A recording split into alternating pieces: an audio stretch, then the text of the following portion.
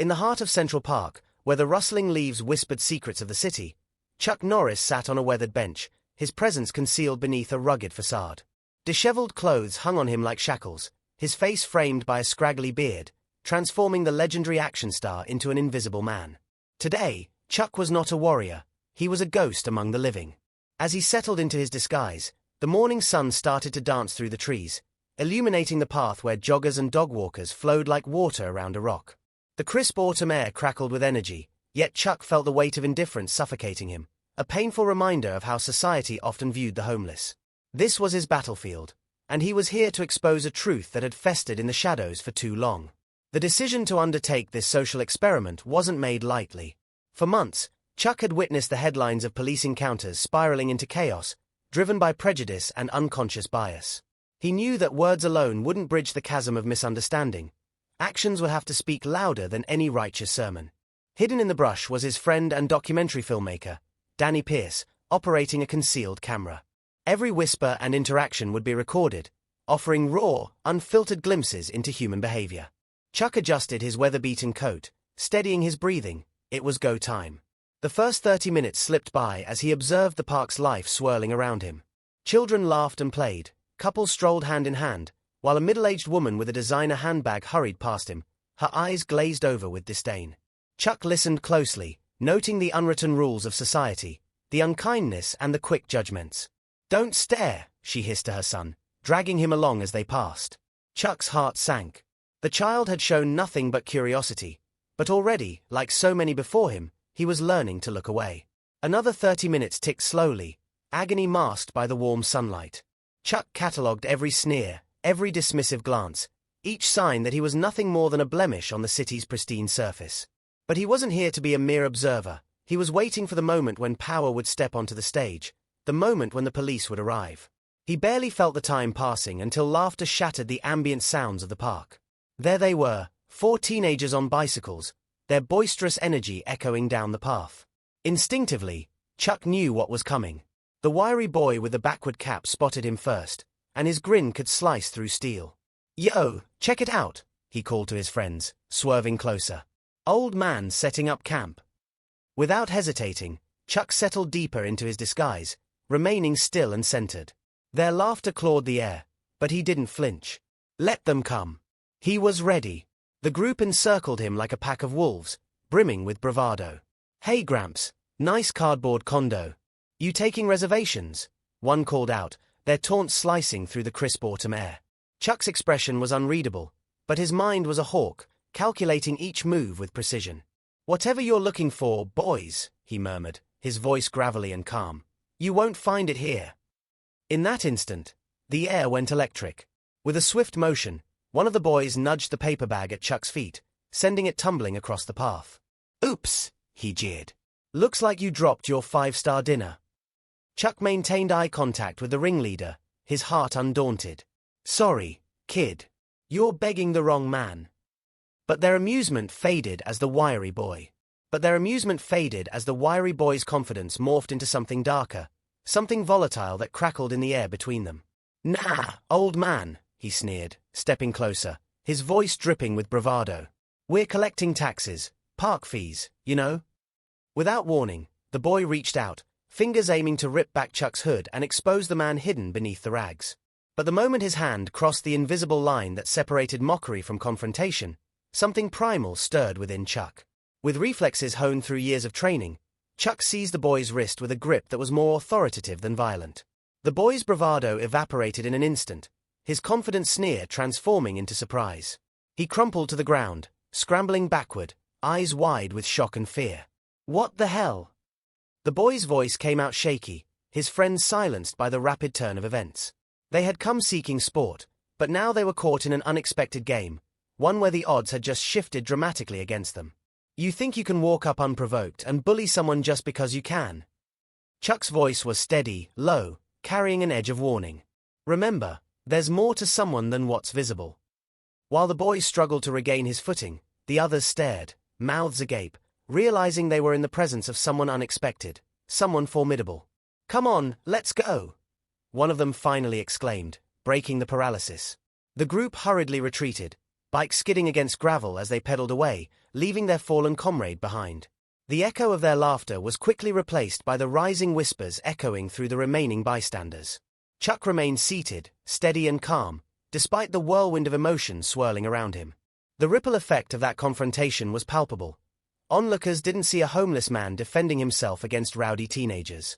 They saw something deeper, perhaps a challenge to their own beliefs and fears. Within moments, the cacophony of murmurs grew sharper. Chuck caught snippets of conversations like "he attacked him," and "that guy looks dangerous." Before he could process the reactions, he heard the unmistakable sirens, police sirens rapidly approaching.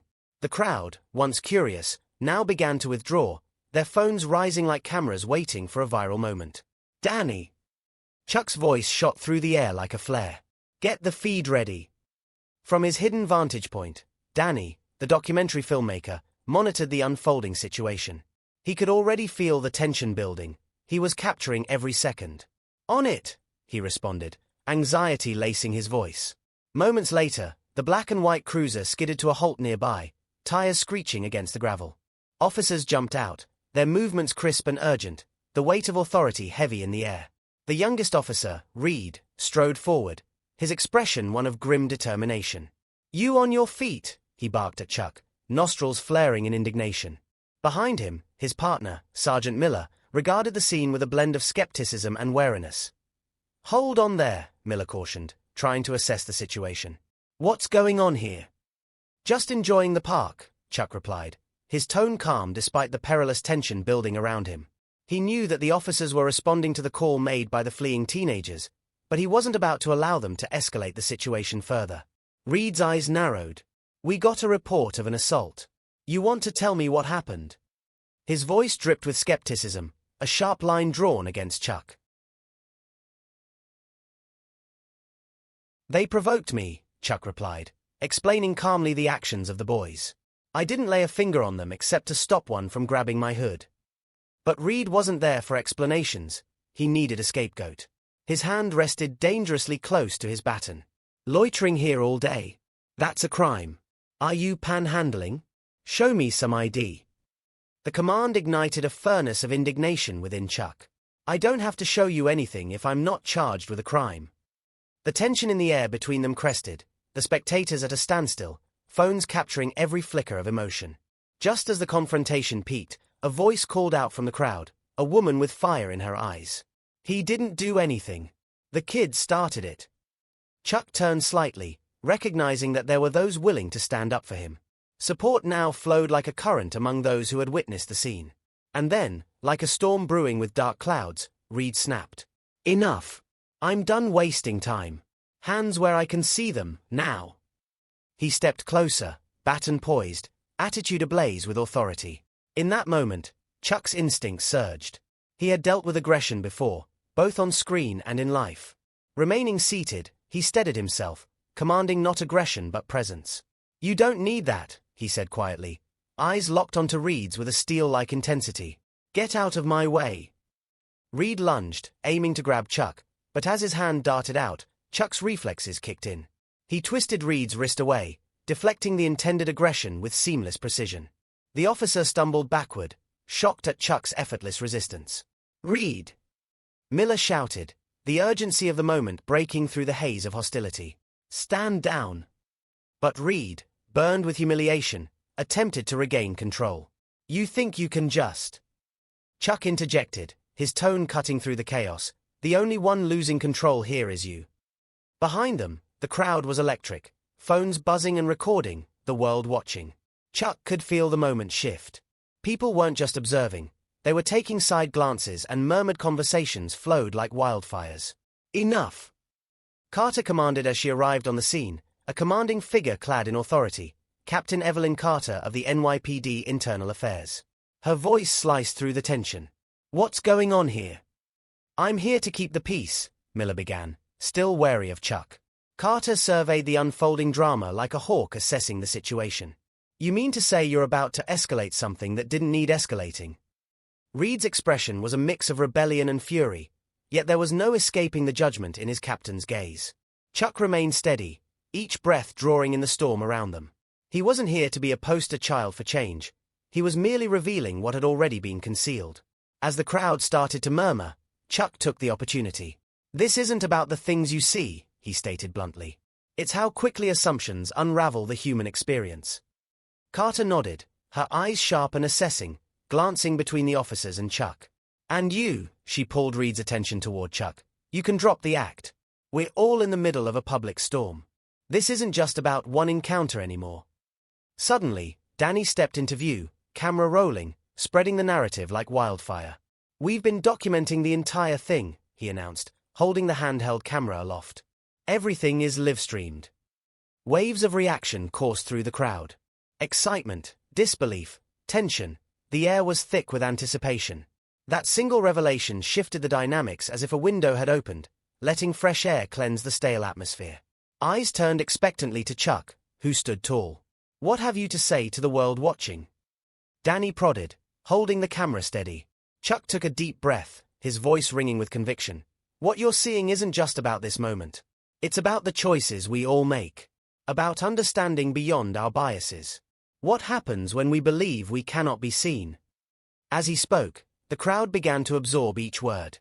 The confrontation burgeoned, transforming not only into a spectacle but a lesson. Ahead, Reed could feel the weight of judgment pressing down, not from the crowd but from the truth ringing in Chuck's voice. This wasn't just Chuck's stand, it was a reckoning. And amid the growing tumult both inside and outside the circle of confrontation, a storm of change began to swirl. As Chuck's voice reverberated through Central Park, the crowd seemed to stir like an awakening beast.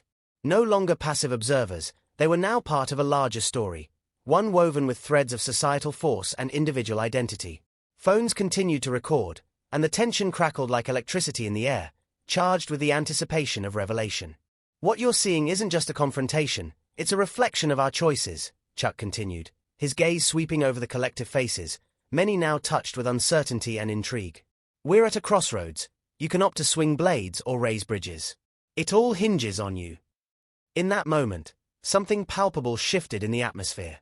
The air thick with apprehension began to lighten as murmurs of agreement rippled through the crowd.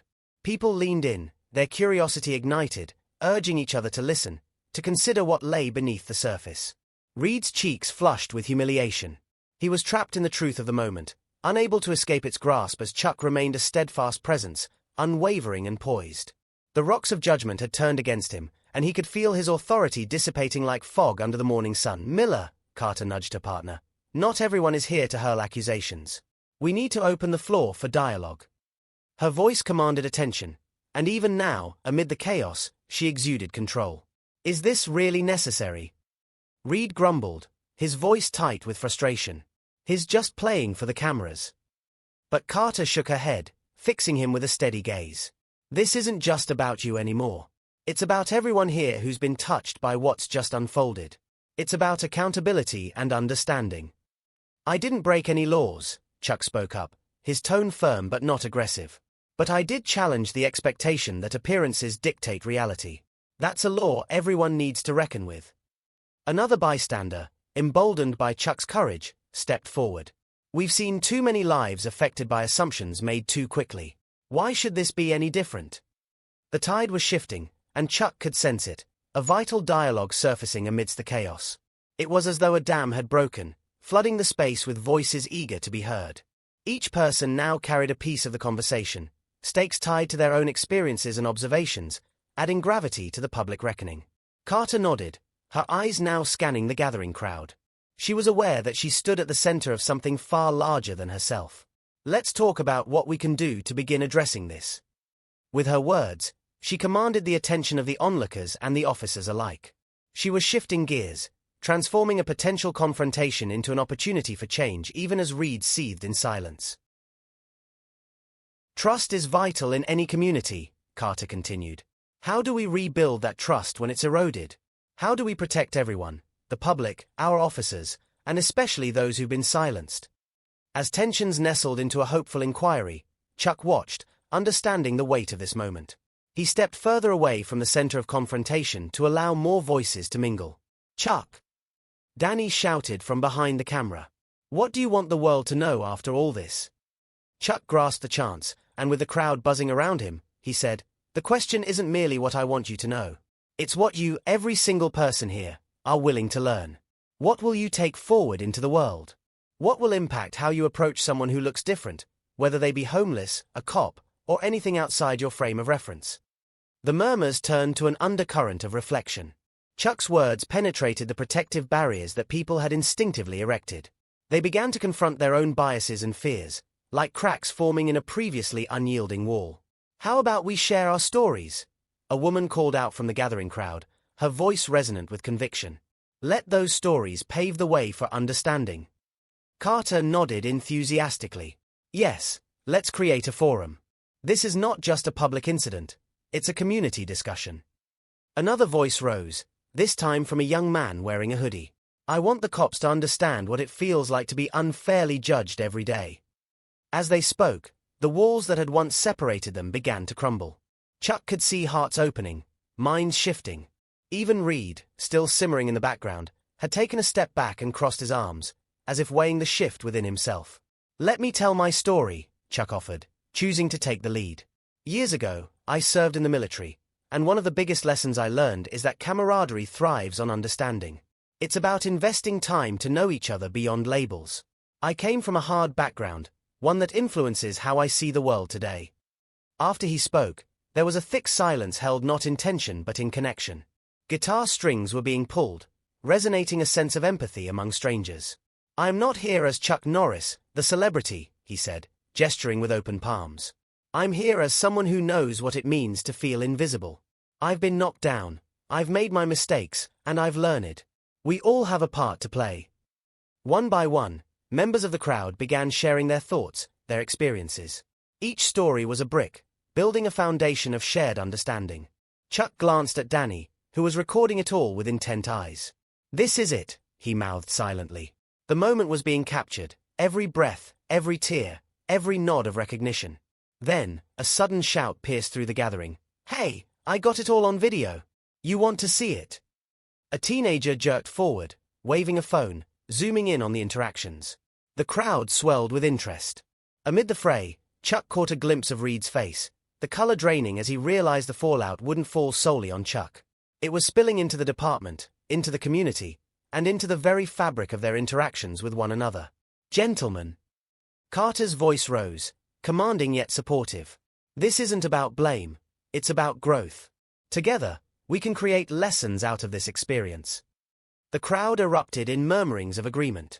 They were ready to be part of the solution, to carve a new path built not on confrontation but on collaboration. Chuck felt a warm rush of hope, the tide of change surging around him. But just as he thought the moment could not grow more potent, a loud rumble of voices erupted from the side. A group of protesters came charging into the park, signs held high, demanding justice, shouting against police brutality, and clamoring for change. Reed's eyes widened.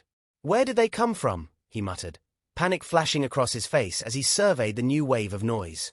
But Chuck stepped forward, the calm at the storm's eye. This is what we need, he urged, turning to Carter. Real dialogue.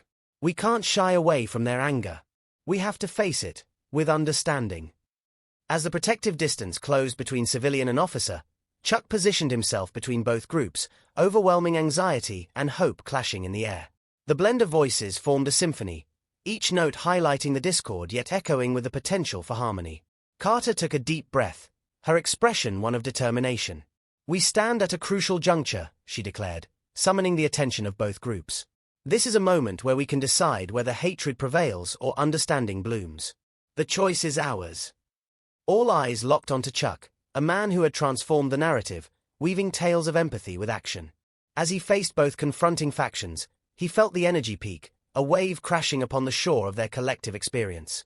It was time to move forward, to forge connections through shared pain, and emerge not just as individuals but as a united front.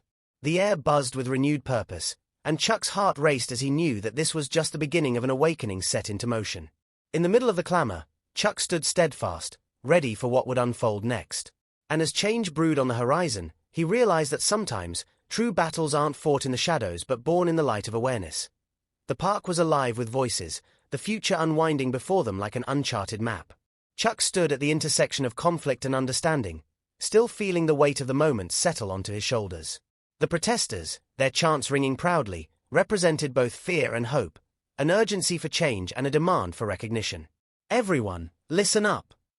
Chuck raised his hands, calling for calm within the rising tide of voices. The world was a cacophony, but he needed to create a space for understanding amidst the chaos. Let's take a moment to breathe, he continued. Before we take to the streets screaming for change, let's first understand why we're feeling compelled to do so. Let's unite our voices, find the common threads among us. The crowd, momentarily pausing their chants, absorbed his words with silence flickering at the edges of their hearts. The intensity of emotions held everyone captive, barrier walls crumbling in the face of mutual recognition. Carter stepped forward, standing beside Chuck, a pillar of authority intertwined with compassion. We're here to listen, police, community, and protesters alike. It's time we address the issues head-on. Change isn't instigated by anger alone, it's fostered through understanding. From the protesters emerged a woman named Tara, her expression edged with determination. I'm here because people like us are scared, she said, her voice steady yet vulnerable. We're tired of being judged, of feeling invisible. We want our stories to be heard too. Chuck nodded, drawing from his military background where camaraderie meant not just fighting side by side but sharing experiences. Then let's make this a dialogue and not a battle. Share your stories, share your fears. One by one, people began to step forward, sharing their encounters with prejudice and misunderstanding. They spoke of violence, pain, and loss, their voices a poignant melody of anguish and resilience. Another voice rose, this one from a young man with long hair. I was judged because I looked different, he admitted. But all I've ever wanted was to belong. With each story shared, the space filled with empathy. The protesters' anger intertwined with the stories of those who wore badges, who'd also felt the pressure of expectations, the weight of society's gaze upon them. Reed stepped reluctantly into the circle, his bravado wavering. I get it now. I see how this plays out. I grew up afraid, always wanting to fit in, too. The crowd grew quiet again, paying attention to an unexpected voice. But I realized that fear can easily turn into judgment, and I've learned I don't want to be part of that cycle anymore. The atmosphere pulsed with vulnerability as stories connected people. There was laughter, tears, and the silent bond of understanding sweeping through the crowd. Chuck could sense the shift. It was palpable, electric even. When the fervor of shared experiences ebbed, Tara stepped toward Reed. Thank you for opening up. It takes courage to be vulnerable in front of so many. She looked at him with kindness, unexpected and raw. Reed could barely respond, caught between the newfound respect and the shame of his earlier behavior. He could feel the bonds forming around him, relationships transforming where once there had been division. Together, Chuck spoke again, we can cultivate a landscape built on understanding, where our differences don't create rifts but weave a richer tapestry of who we are. Our unique stories will amplify the voice of the community. Tara's eyes shimmered with possibility. What if we were to hold regular forums, provide a safe space where everyone can come and share? It can be part of the healing process. Carter nodded vigorously, recognizing the power of the suggestion. A community forum would elevate both our voices, police and civilians alike. We can create workshops where we confront fear and bridge understanding. As the crowd erupted into conversation, excitement blooming among them, Chuck felt a familiar warmth spreading through him. Change was not only possible, it was unfolding like flowers blooming in spring. What else can we do? Reed jumped in, the aggression ebbing from his voice. How do we make our interactions honest rather than fear-driven? Chuck grinned, buoyed by the changes unfolding. Look around you. We're already starting. Being here, sharing our truth, listening, and connecting, that's the foundation. But we need to keep this momentum. Danny, capturing every moment on camera, could see the tides turning. The streets came alive with potential. He turned, nodding towards a corner of the park where more people were gathering. With newfound fervor, he shot the moving images, the stories, the embraces, and the healing. Together, the group brainstormed actionable points, tangible solutions. They envisioned outreach programs, community training sessions, and ways to impact the education system, creating pathways for the youth to learn about compassion and acceptance rather than fear and abandonment. Chuck felt his heart swell, watching those around him. In a matter of hours, they transformed from strangers into a family bound by shared mission. Even amidst crews clad in uniforms, a visual of the old and the new, he felt the change, palpable and alive. As the sun began to set, casting golden hues across the park, Chuck lifted his voice above the gentle hum. From this moment forward, let's not just be a marker in history but a chapter of growth. Every action, every word shared here represents hope, love powerful enough to withstand the biases and the stereotypes that hold us captive. The crowd erupted into applause, cheers ringing out, unity flowing like a river between them, washing away the remnants of division. Celebrations of acknowledgement filled the air, hope as radiant as the fading sunset illuminating their faces. Join us in this journey, Chuck said, now as a leader woven into the fabric of the community. Let's challenge the narratives that divide us. Let's profoundly change the course of our lives and our neighborhoods. Together, we can be the change we wish to see.